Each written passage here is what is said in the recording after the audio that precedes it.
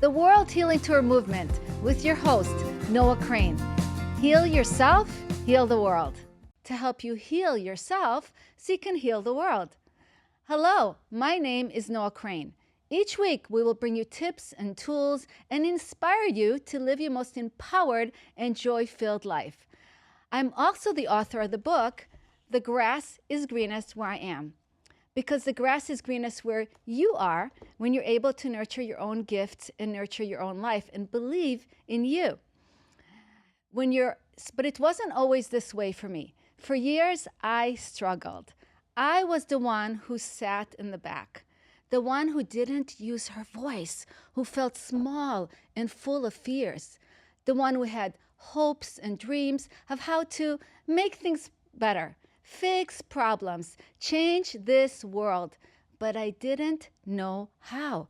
I had to do my own self-work. I had to learn to love myself, to believe in myself, to accept myself, to stop rejecting myself, and most of all, I had to learn to forgive myself. Once I was able to do that work, I was able to step into my true life passion and purpose. And I want that for all of you as well. And that's why we have this podcast every week, because when you heal yourself, you can definitely help the world heal and create that beautiful ripple effect and impact for everybody else to follow. So when we do our own self-work, we change the world. And that's why I bring incredible speakers each week to help you on your journey. My guest today, I'm really excited about, is Cecilia St. King. She's a peace troubadour who travels the world and helps spread healing music throughout the world. She has dedicated her life to do that for over 25 years. And I'm so grateful to have her part of my journey and part of the World Healing Tour. Cecilia also was there when I launched my book, and she played at my launch party, which is really exciting, even more to have her here with me today.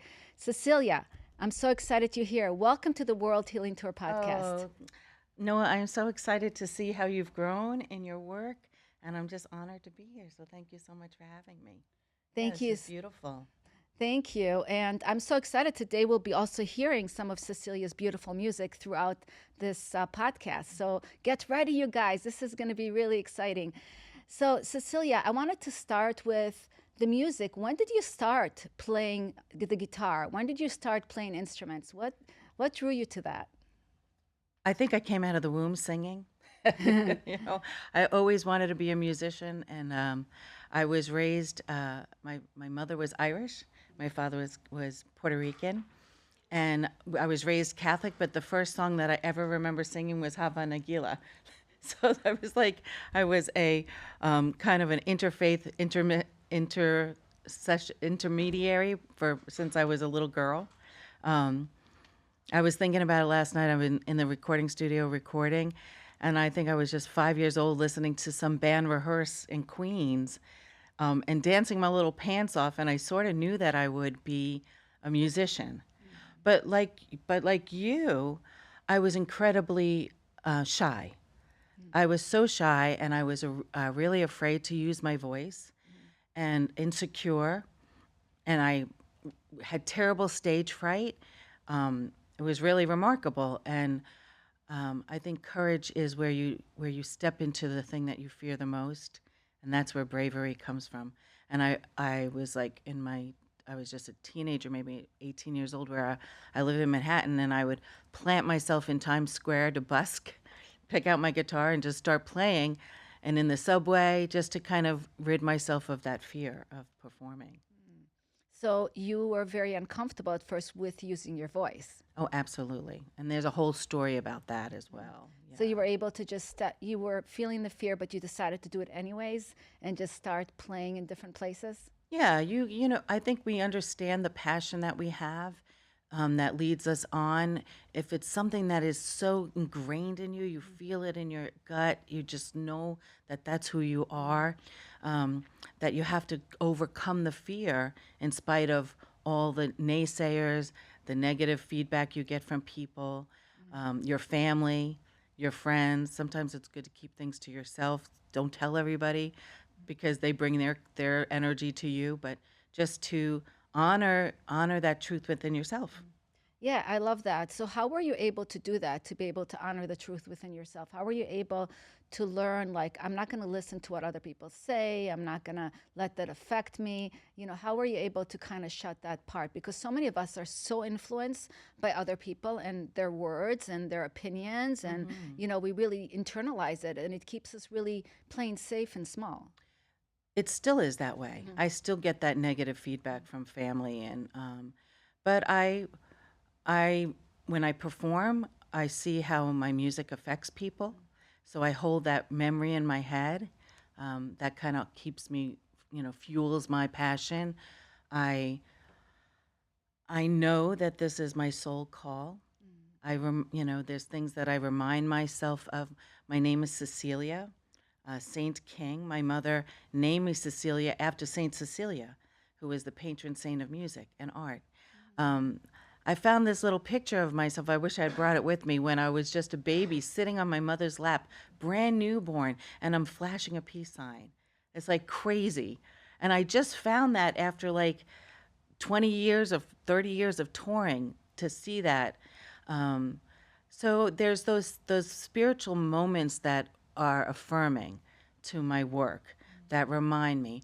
And like yourself, we connect to something greater than ourselves, to just quiet that fear.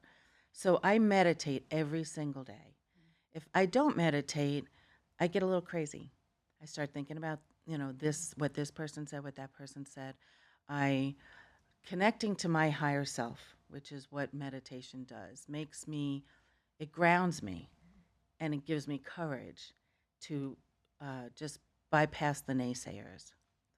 Yeah, that's powerful. Meditation is a really powerful tool. Actually, every time before I go on air, I literally will sit in my car and I'll meditate, even for like 5 minutes, just to get myself like really grounded and ready, and get myself in an even higher vibration.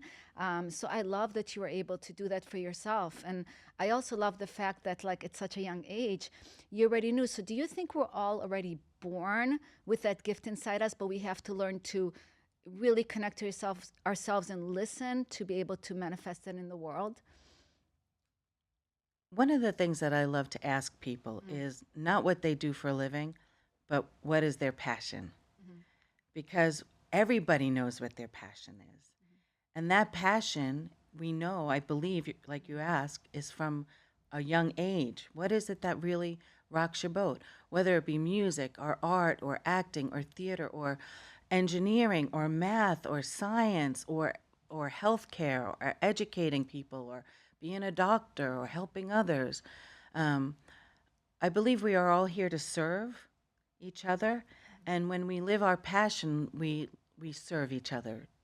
That's beautifully said. Because when we live our passion, it's not about us. It's almost like a bigger purpose that God has given us.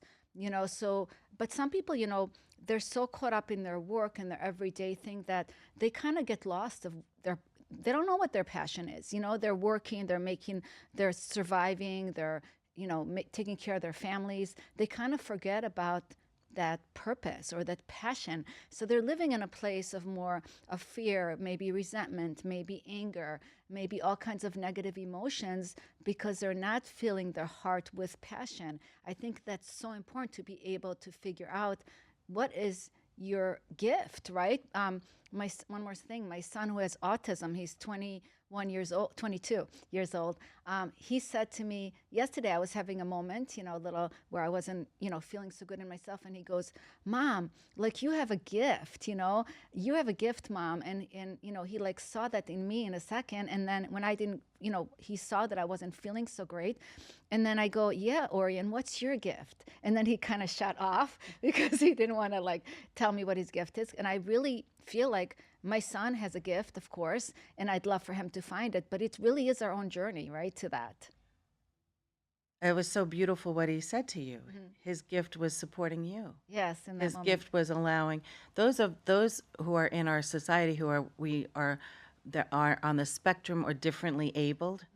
we think that it's a detriment, but really it's not, because look at how wonderfully he supported you. Oh yeah, it was You so know, how sweet. beautiful is that? Yeah, and I was cooking and I felt like really disempowered. Like I'm like, nobody appreciates my cooking. Like I, and it's like, Mom, I love your cooking. Like Aw. it was just so sweet. But we all have moments, right? Because we're human and we're gonna Yes. have those human moments where Hmm. we don't feel so good or we don't feel so empowered in ourselves, and then we need other people to kind of push us forward. But when we live our passion and purpose, like you are right now, it really creates that uplifting for the whole world, which really creates the transformation that this world needs right now. Yeah. I love that Rabindranath Roy quote. He said, I wished for a life of joy. I dreamt and I discovered life was service. I served and I discovered joy.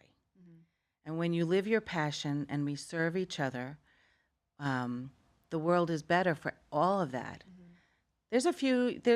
Meditation is a great tool. There's some wonderful books out there. Your book, Noah, The Grass is Always Greener. On my side, Oh, the grass is greenest where I am. The Grass is Greener Where I Greenest where I Am. am. The Grass is Greenest Where I Am is a great tool for people to look at their life in gratitude, right? And I know those tools, gratitude, meditation, recognizing my passion, not listening to the naysayers. That's their story. That's not your story, right? Not taking things personally. We know what our passion is deep inside of ourselves. And also, your passion was to raise these beautiful children. Your children are beautiful. I've met all three of them, right? Yeah, and they're beautiful, and that's the greatest gift, that creator energy that you've given to your children. So some people, being a mom is a passion. Yeah, so um, we know it's within ourselves, and meditation definitely helps. Yeah, no, I love that so much. So I wanted to speak a little bit about your journey and about some of the things you've been through. I know that you were there in New York during 9/11, and I wanted to kind of tell your story because it's very inspiring and I think people will learn a lot from it. You see how I take a deep breath Yeah. when you mention it. It's still impacting me on such a level of a bit of PTSD around it. Just I talk about it all the time. So yeah, so I was living in Manhattan at the time, and I was downtown paying a parking ticket. I was not paying just one parking ticket. I was paying like 10 parking tickets, because when you live in Manhattan, if you have a car, you're lucky to have a car, but you pay the price to have a car. So I was paying all these tickets. I was had to get these tickets paid before I was heading to Nashville to do a recording session. And I came out, it was September 11th, and I came out of the building that I was in. It was 9:05 a.m. because I was very much aware of the time. I had a flight to catch, and I saw the first building on fire. And all of us in the street were just standing there, just mesmerized. And all of a sudden, the second building exploded, and everybody, and myself included, started to run away from the towers. And then I remembered my sister, who worked just a block away. So I turned and I ran through the crowd, through the pushing and the shoving, and glass was shattering in buildings blocks away. Um, and I got to her where she worked, her office building, and thank God she was uptown. But as is my nature, I tend to run to the roar of the lion.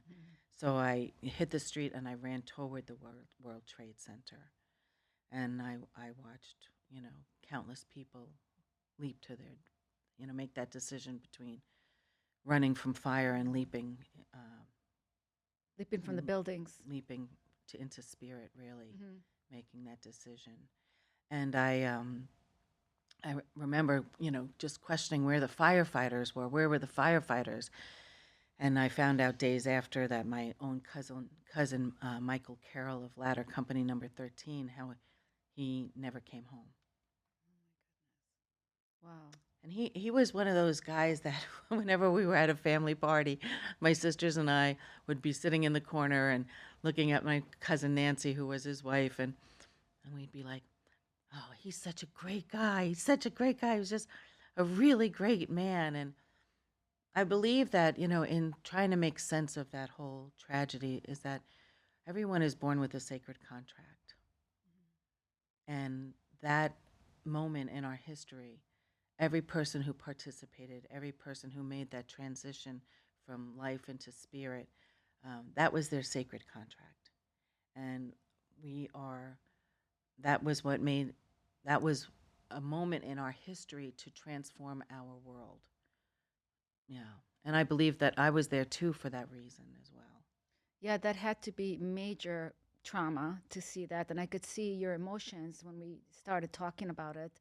Immediately, your eyes are welling up. And how has music helped you through that horrible time? And how did you use your music to help others through that time? Yeah. So there's this wonderful quote on the BMI, which is a publishing house in Nashville, Tennessee.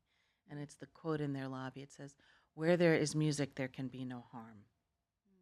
Where there is music, there can be no harm." So I've lived my life with that.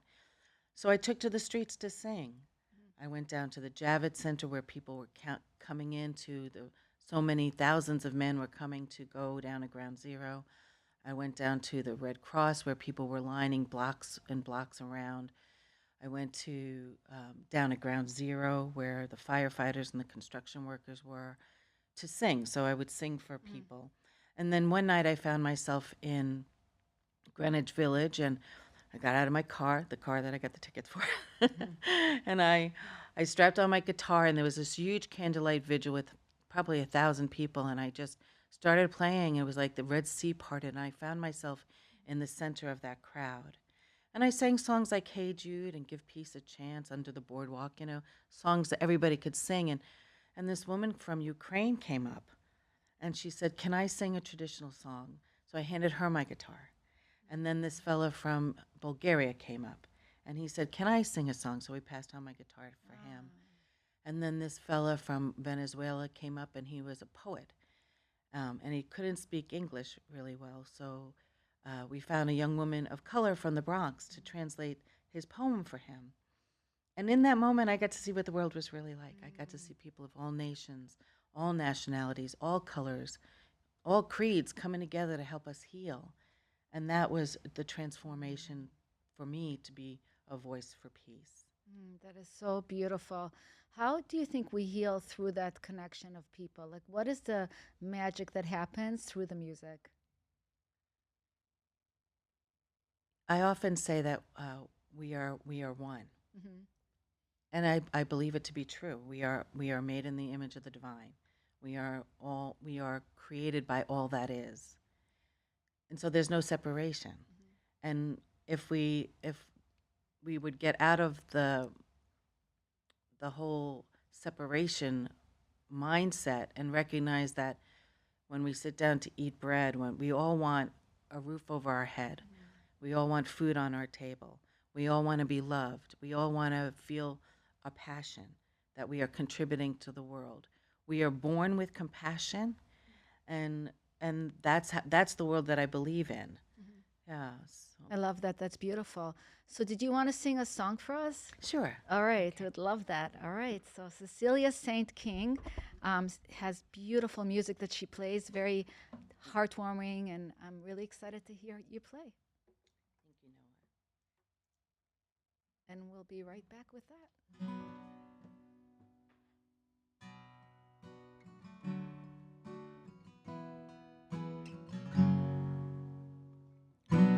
My eyes have done their share of drying. Oh, my mind's been preoccupied. My life feels like a blackbird flying to the resting place on a wire. Well, my ears sting deaf from destruction. Oh, my heart shakes cold from numb. My back breaks from people's perceptions, my judgments and grudges.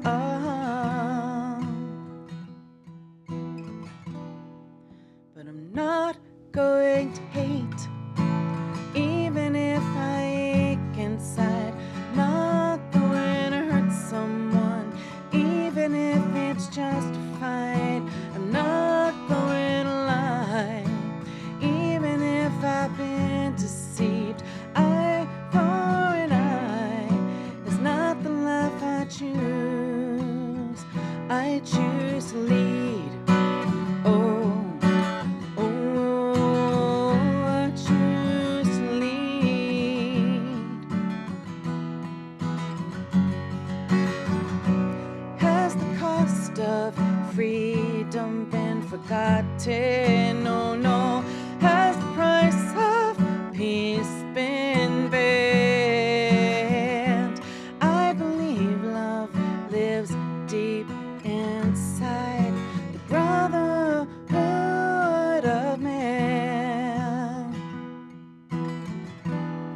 So I'm not going to hate, even if I ache inside. Not going to hurt someone, even if it's justified. I'm not going to lie, even if I've been deceived. Eye for an eye is not the life I choose. I choose to lead. Oh, oh, I choose to lead. So I'm calling on sad souls and seekers, whoa, and here to the saints of man, like Martin, Gandhi, and Jesus. We shall all learn to forgive. So I'm not going to hate, even if I ache inside. Not going to hurt someone, even if it's justified. I'm not going to lie, even if I've been deceived. Eye for an eye is not the life I choose. I'm not going to hate, even if I ache inside. Not going to hurt someone, even if it's justified. I'm not going to lie, even if I've been deceived. Eye for an eye is not the life I choose. I choose to lead. Oh, oh, I choose to lead.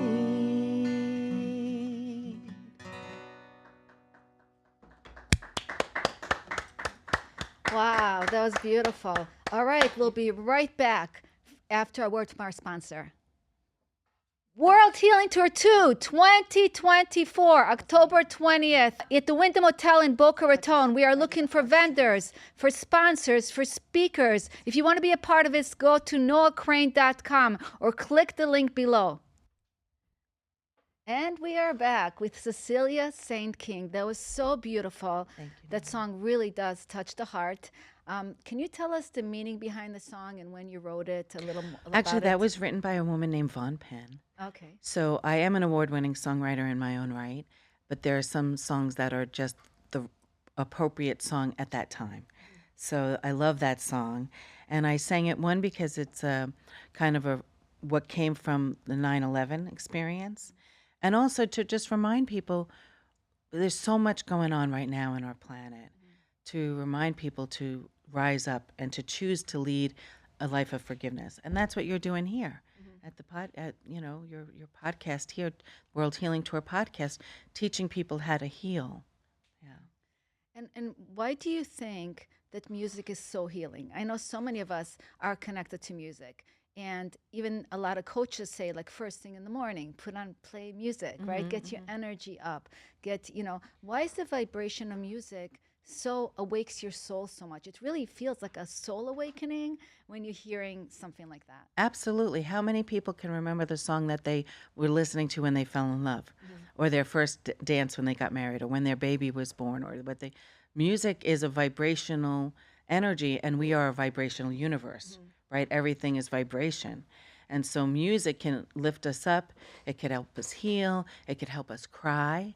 Sometimes when if you're going through a moment of grief and you get stuck in your body, if you put a song on it can help you to cry, which is really important when you're going through something difficult. So music it's transformative. That quote, where there is music there can be no harm. I love seeing how people come together from all nations and all nationalities. When the people get together to start singing, it's remarkable. Yeah. Yeah, it's so true. And I had a guest on the show that actually said that the reason there is so much hate and stuff is because we don't take the time to really get to know each other. Right. You know, because when you're killing somebody on the other side, you don't really know them. You don't know their family. You don't know there's a separation between you and who they are. And how when we do get to know people, we completely shift how we see them, and it changes, the vibration of how we see ourselves in the world, because that separation is, and I think music also helps gap in between that Bridge that separation. gap. Yeah, bridge that gap. Absolutely. When we recognize that we are one, what we do to another, we do to ourselves. Oftentimes, things that we are upset about with somebody, it's what's in ourselves, right? Or projection. If you're angry about somebody, my tool is to look inside myself. Where is that in me? So that I can forgive them or recognize. Yeah, been studied in the work of nonviolent communications and the connection practice. I train and teach people a work called Be Peace. And we are one of my favorite quotes from Marshall Rosenberg is he says, every action is a need wanting to be met. Every action is a need wanting to be met. So when we can see somebody's need or their action, what the need is behind it, we can have a little bit more compassion. I really believe that most people don't want to be in war.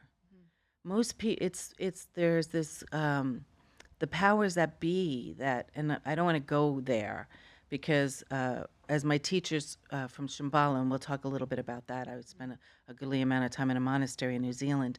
That's all illusion. That world is illusion.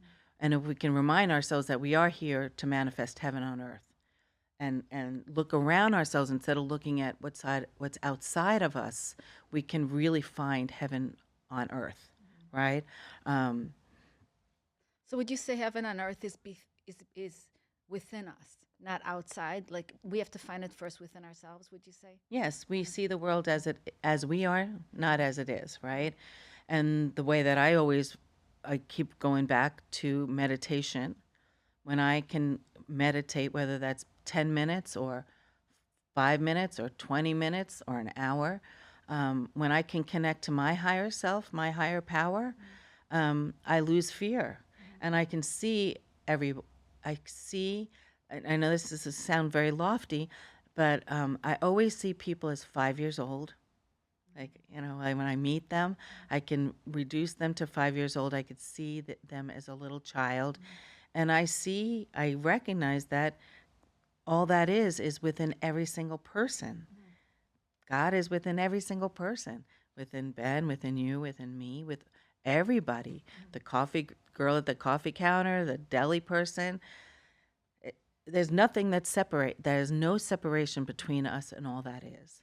Right. It's all an illusion, right? Yes. And a lot of it is what I hear from you saying is the empathy card that is so important, right? Because the compassion, the empathy towards another person, when you're able to visualize them as a child, you see their aura, you see their essence, you see their true energy, rather than with all the biases and all the conditioning through society as we see each other as we get older. Yes, and there are tools that we have. We don't really know how to feel our feelings. We don't know how to identify our feelings. We don't know how to identify our needs. For example, from a young age, I had a need to be seen and heard. And I was always acting up because that was a real need in me. And I was always shut down. But that was a need in me. Some people have a need to be quiet and to be in the background. I also have a need to be quiet. I'm sort of an introvert extrovert. I'm a bit of a hermit when I'm not in front of the camera or in front of an audience.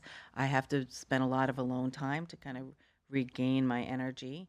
Um, some people have a need to have peace, whether that's peace and quiet in their home. Some people have a need to have noise, right? I mean, it's we're all different, but when we can recognize our need and then say, "Oh, I see that you're frustrated because your need for quiet is being interrupted or your need for enthusiasm, whatever it is." But when we can learn the language of feelings and needs as taught by nonviolent communications or Be Peace, it's a powerful tool to help us transform our lives. Yeah. That sounds incredible. So I know you're going to sing some more song for Okay, us. sure. So I wanted to, can you tell us about your next song and where it came from? Okay, let me see. I had a list of songs that I wanted to sing today. Um, yeah, I think I'm going to sing Faith and a Feeling. Can you tell us about that song? Sure. This was again. It was written by a wonderful friend of mine, Gary Nichols, and I have a whole list of songs that I've written, but just because of the way our conversation is going, Yes. I think, and also because of where we are in our society today, I think I'll sing Faith and a Feeling. Tell us about it. Um, Why did you choose that song? because of where we are in our society today. Yeah, and I think this song will speak for itself. Okay. Okay. All right. All right, let me just grab a Excited to little listen water. to that.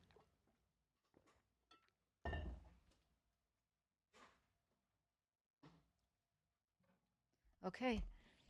There we go. You're Cecilia St. King. Okay, here we go.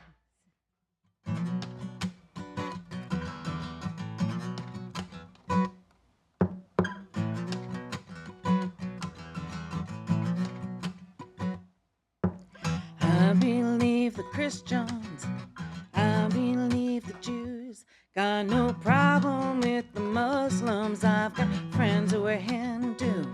I got faith in a feeling. I've got faith in a feeling. Faith and a feeling. Everything's gonna be alright. Well, I've been smiling with the flowers, I've been whispering with the trees, I've been floating on the ocean, I've been breezing with the breeze, and I got faith in a feeling. I've got faith in a feeling, faith in a feeling. Everything's gonna be alright.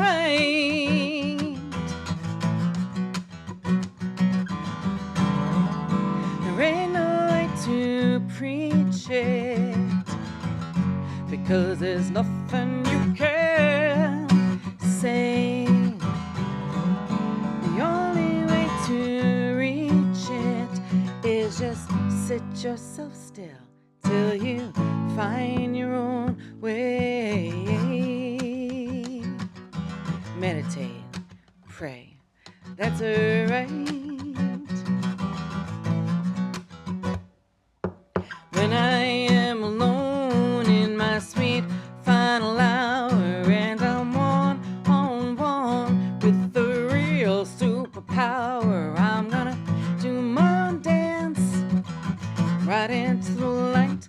I'm gonna shake these chains and walk out on the fight, 'cause I've got faith in a feeling. I've got faith in a feeling. Faith and a feeling. Everything's gonna be alright.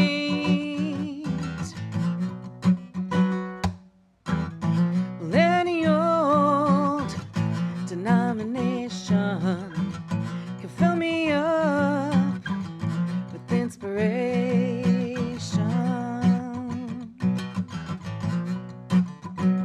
I've got faith in a feeling. I've got faith. Thank you. That was beautiful. And here's Cecilia St. King. I love that song. That was beautiful. Isn't that something? Yes, Beautiful. and having faith, right? Yes. Let's talk about that. How important is faith? For me, really important. If I didn't have faith, I'd probably be a little crazy. Yeah, because to see what's happening in our world today it's painful. I don't want to deny that it's not painful, but I, oh, so that would lead me to my next song. That's an original song because I believe everything happens for a reason. Everything happens for a reason. Like, for example, my being at 9/11, like one of the part that I didn't speak about was right after 6 months after the fall of the World Trade Center, I had cancer in my throat. And I had been a professional musician my whole life. And when you are faced with losing the gift that you've been given, it makes you take a step back and say, what are you doing with that gift? And so it's when you're in that darkest hour, it's really hard to see that everything is divinely orchestrated. Not only by all that is, but by our own soul purpose, for our soul growth. And when you can really trust in that notion that you are here for a purpose, that you're here for a reason, that everything that happens in your life happens for a reason. It's hard to see it when you're in the middle of it, but surrendering and again, meditation and prayer and connecting to all that is gives you the courage and the faith to know that something better is on the way. I just surrender to every circumstance that happens so that there's so much impermanence in life that it'll just blow over eventually. It'll get better. Um, Would you say everything's temporary? yes, yes. As a matter of fact, I would. I was thinking that, so you must have like gotten the telepathic message because I was thinking about, when Buddhist monks make these beautiful, elaborate sand mandalas, and they spend days, sometimes weeks, creating this beautiful piece of artwork, and then their job is to just blow it away, and that's impermanence. So everything is there's transition. It's everything is impermanent. Every moment of our life, every cell in our body, every day, we are constantly transforming into something new, right? Always, always. Who you were yesterday, who were you, 10 seconds ago is completely different because our cells in our body is always moving and changing. Yeah, and that's probably the hard thing for a lot of people, change, just in Yes. general. Yeah. It's not an easy thing. Right. We like to be comfortable, we like things to stay the same.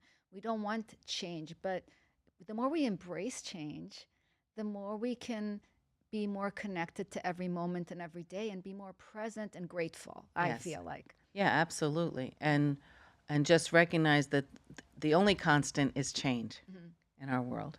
And when we recognize that, then we can breathe and surrender to what's coming our way. Yeah, and I love surrender. That is such a powerful tool, right? Not that's giving, letting go of attachment, right? Letting go of attachment, how things should be, and rather than being attached, just being present and grateful. That's why I love gratitude so much because it helps us really not be stuck in our lives. It helps us move forward and know that there's a bigger purpose for everything, and no matter what we're going through. And I'm sure you finding out that you had throat cancer, I can't imagine anything being more devastating for a singer than to find out she has throat cancer. How were you able to get through that? So I went to a monastery in New Zealand called Shambhala, where I studied the ageless wisdom teachings, and I worked with my teachers and counselors and meditation. Three times a day, I was constantly in that space of connecting to all that is, and also had to face my own humanity for many many years. Why I believe that all illness is emotionally based. And why did I have cancer in my throat of all places? And I realized that I was sort of like, I'm just going to be really honest. I was a bit of a doormat. I was a people pleaser. I was a people-holic. I was a what is it? A pleaser-holic. I was like a helpaholic. I didn't want to hurt anybody's feelings. I didn't want to make anybody feel bad. I always put everybody else's needs before my own. I didn't speak my truth. And what happened was I wasn't honoring myself. And so I had to like getting quiet and meditating really helped me to realize what was this all about? Was because I wasn't speaking my truth. That's really powerful to Yeah. find that out and to actually see the gift in the Yes. chaos, right? Yes. Or the gift Absolutely. in the challenge that you're going through. That's incredible. So tell us about the next song you're going to be singing us. But we'll be right back. Actually, we're going to be right back with a word from our sponsor, and then Cecilia Sand-King will tell us about the song she'll be singing for us. Great. The Grass Grows Where I Am, an incredible anthology I tell 'em book there? that we are bringing collaborators together. This book is about wisdom, resilience, empowerment, and enlightenment. Do you want to co-author with us? If you do, go to noahcrane.com or click the link below. And we are back, and Cecilia St. King is going to sing a beautiful song for us, an original song, right? Yes. One of her original songs. Yeah, Can you tell us about this song before you start singing so we can kind of feel what the connection is to everything you've been through? Yeah, this is an award-winning song of my own, and I wrote it because actually I feel like it was very prophetic. Sometimes I just download a song. I wrote the chorus like in one fell swoop, and I feel like it really speaks to what we are all going through today in this day and age.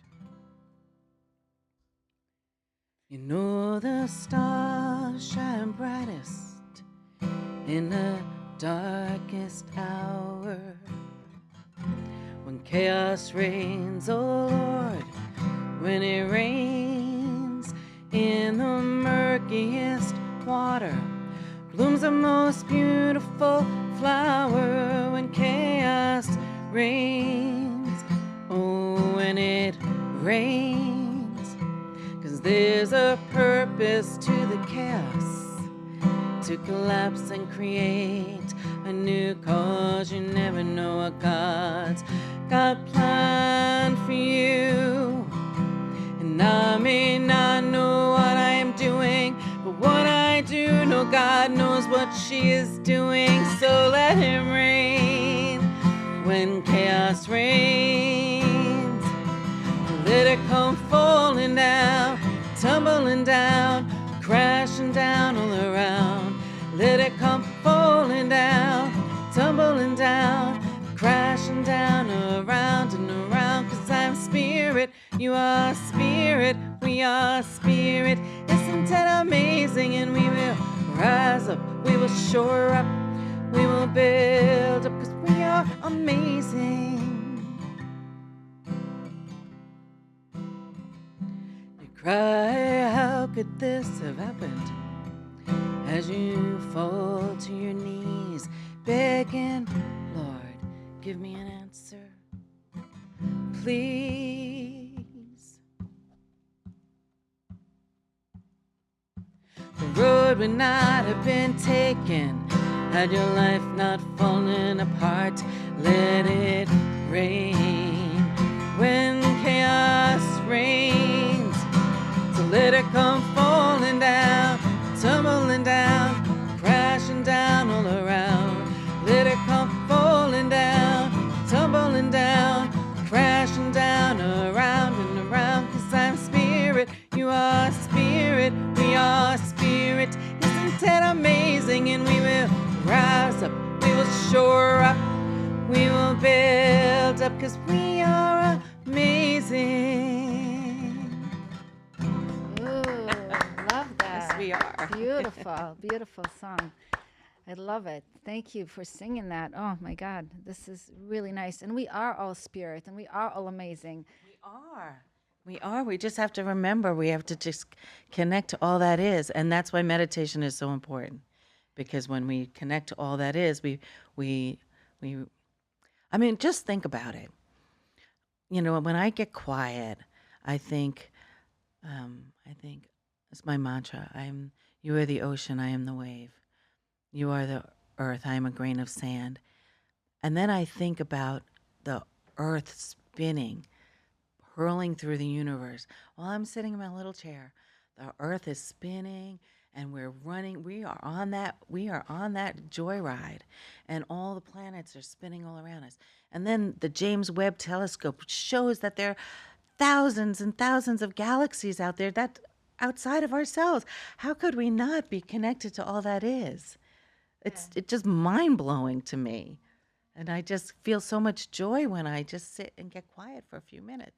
That's beautiful. And, I love that you keep reiterating about meditation, how important it is, because I feel like so many of us out there, I do meditate, but so many of us out there, I didn't meditate for years, right? And there's so many outside of, out there, people listening right now that probably feel like they don't have time to meditate. They don't prioritize themselves, right? Yes. To take that time because even, you know, there's just nothing more important than having that time with yourself. But people Absolutely. don't realize because they're so busy, and being busy, busy, busy does not create happiness. It Right. creates more stress, it creates more doubt, it creates more fears, being watching the news, all these things. So we have to learn. It's in the quiet where the growth happens. And I love that you keep talking about it. Yeah, and if I can, I would just like to share a couple of scientific techniques for meditation. Yes, would love Because that. people often will say, I can't meditate. Whenever I meditate, I fall asleep. Or I can't meditate because I can't shut off my mind. Well, there are actually scientific techniques that help you to really anchor in a connection. So we always want to. I'm not Asian or Oriental. My body is not made to sit in lotus position, right? So I sit in a chair, right? And that's my teacher said, just sit straight back. So you want to make sure that your spine is straight, right? That's connected to your spine. And then you exhale all your breath as if you're exhaling it to the bottom of your spine, your coccyx, your root chakra. And then you bring it up and you breathe in and you breathe out, exhale. And then your eyes, this is the scientific technique. When behind our closed eyes, if our eyes are down, behind my closed lids, my eyes are down, that's a sleeping consciousness. And that's where you'll fall asleep. If behind your closed eyes, your eyes are straight ahead, that is awakened consciousness, and that's where you have the monkey mind. You can't shut off your mind. But if you raise your eyes behind your closed eyes, sometimes you'll see paintings of the Buddha. Nobody really knows, or saints where their eyes are raised up behind their closed eyes to the third eye. That is a super consciousness. And actually, now hypnotherapists and neuroscientists now recognize, and this was taught by the saints and sages millennia ago, that when you raise your eye to the third eye, that actually puts you in a natural theta state. And people don't realize those simple little techniques can really enhance your meditation so that when you start to fall asleep, okay, raise your eyes. When you start to think, oh, okay, raise your eyes. And I promise, and here's another simple little thing, set your alarm for 5 minutes. Set your alarm for 5 minutes. This way you don't have to think about how long you're sitting. Set your alarm for, and then you're like, oh, 5 minutes just went by so fast. And then you set your alarm for 10 minutes. You're like, 10 minutes? Oh, I like the way that felt. Oh, I'm going to set it for 15 minutes and then 20 minutes. I love And that. I just promise your audience that life will change and get so much better for them when they sit and get quiet.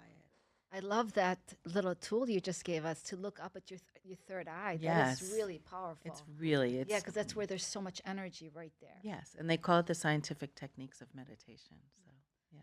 Love that. Thank you. So, what is the Great Awakening? The great awakening is that we recognize that we are part of all that is.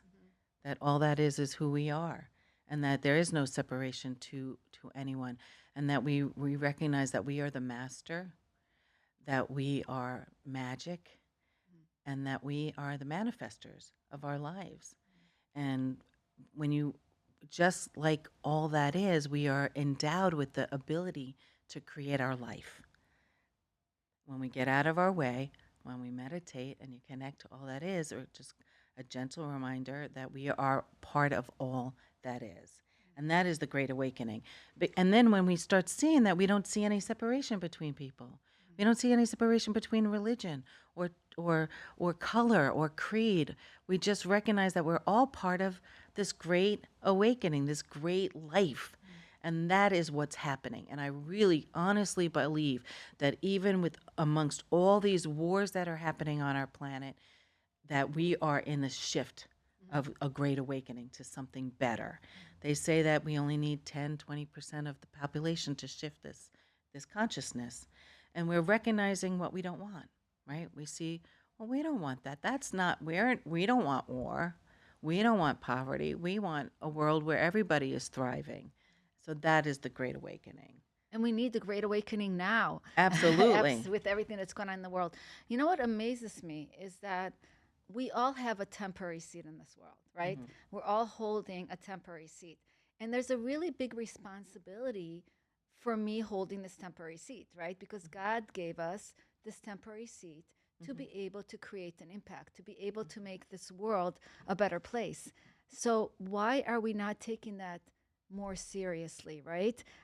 Why are we choosing to use our temporary seat to create chaos? Why wouldn't we choose this temporary seat to create more love and happiness and connection and serve the world, right? And that's all, everything that you said about the meditation, about being able to be self-connected. Because if you don't love yourself, if you're not connected to yourself, how can you extend and love other people? And I think this is the biggest problem. And that's why the going within yourself, the meditation, is just really important to your well-being and to be able to use your seat for the greater good of the whole planet. Right. And when you do connect to all that is, and you connect in your meditation, and you recognize there's no separation, then you recognize, back to that Rabindranath Roy quote, when I serve, my life is so much better when when we serve each other. This moment, your work, when I sing, when we help one another. I mean, people love to help. We really do. It makes you feel good inside. When we have compassion for another, when we give somebody a wide berth and forgive them, when we allow people their foibles and their weaknesses, and listen, I'm going to just share that I'm not always all that, like I had this drama this past week and I was so upset about what was happening. And I went home and I ate a whole bowl of pasta and I made myself a loaf of garlic bread because I needed comfort food and I never eat that stuff, but I'm human too, so, it's just always a balance of how much you're going to, how many bowls of pasta you're going to eat or how many bowls of salad. I know it's a funny analogy, but, I'm human. I make mistakes and I cry and I get sad and I get mad and I get angry. I get all of that, but I'm leveling that playing field. Making it a lot easier. The quieter I get, the more I sit in meditation, the more I step into my passion. When we step into our passion, we live in a state of joy. Yes, absolutely. And do you feel, and we're all human, right? So this is the thing. That's why I was saying in the beginning, like I was having a meltdown yesterday and having a thing. And so that's part of our humanity. And somebody that tells you like, I never feel this way, I'm always feeling joyful and perfect, we're human beings. We're going to be human. And so our humanity, I always say, gets in the way of who we want to be. But then we get to recreate that. Yeah. We get to transform that, and be able to do better and be better. And then we're going to go through it again. And the more we go through it, the easier it becomes to be able to get back on the horse again. You're going to fall off. How fast can you get back on? It's that constant, practice that gets you stronger and better on a daily basis. And that's a beautiful word, practice. I love the word disciple. To be a disciple to oneself, to be disciplined enough. Okay, yeah, so I ate the bowl of pasta. All right, I got quiet, and I didn't react to the circumstances where I wanted to, and I wanted to lash out at the people that were involved with this situation, and I didn't. I took care of my need for a little comfort food, and then I got quiet. I did journal. I did write out my anxiety around what was going on, and I sat with it. I've learned not to write out something and send it anymore. And then I prayed and I meditated, and in the morning, I just kept chanting, everything is always working out for me. Affirmations are really powerful, yes, as you know. I use the grass is greenest where I am meditation all the time because it's like a mantra. The grass is greenest where I am. Like it makes you feel good in your life and in this moment. Right. It brings you back to your gratitude. Right. It brings you back to to you, right? And to know, being in a place of not comparing, not competing, and just being joyful within yourself. So I think whatever works, I think you're right. Affirmations and things. And gratitude. Yeah, and I have gratitude. Yeah. a bowl by my bed, and every night I have index cards. I focus on 3 things that I'm grateful for, and I write it and I put it in the bowl. And so there are tools that help us to transform our lives: meditation, gratitude, serving one another, um, and and that will help to bring a life of joy and service. Absolutely. So, Cecilia, did you want to sing one more song for us? Sure. Okay, I would love that. Yeah. So, tell me about what song you're going to be singing. Okay, this is called "I Wish You Peace." Ooh, I love that. I wish you peace. Now, is that one of your songs or? So actually, I don't know the author of the song. Um, my friend Mindy Simmons, who I was performing at her home, she was also a performer, and she sang this song, and she passed away. Oh, I'm sorry. And so I thought that I would forever sing this song. But I'm going to have to come back because there's so many other songs that talk about. So this session we talked about world peace, just because of the circumstance of where we are in our planet. But there are other songs that are transformational that I'd love to share. So. Yes. But this one is called "I Wish You Peace."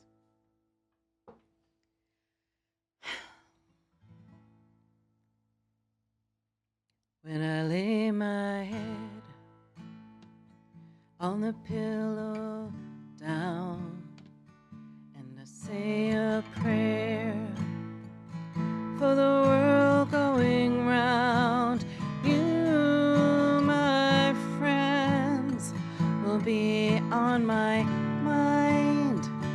May the human race treat each other kind, and I wish you peace, and I wish you well. Peace to the world, peace for ourselves, and I wish you love, and I wish you friends, peace and amen. Till we meet again, may each and every one do our very best. May our spirits soar till we earn our rest. Give an equal chance to every boy and girl. One love, one God bless the world. And I wish you peace, and I wish you well. Peace to the world, peace for ourselves, and I wish you love, and I wish you friends. Shalom to you, till we meet again. Peace and amen, till we meet again.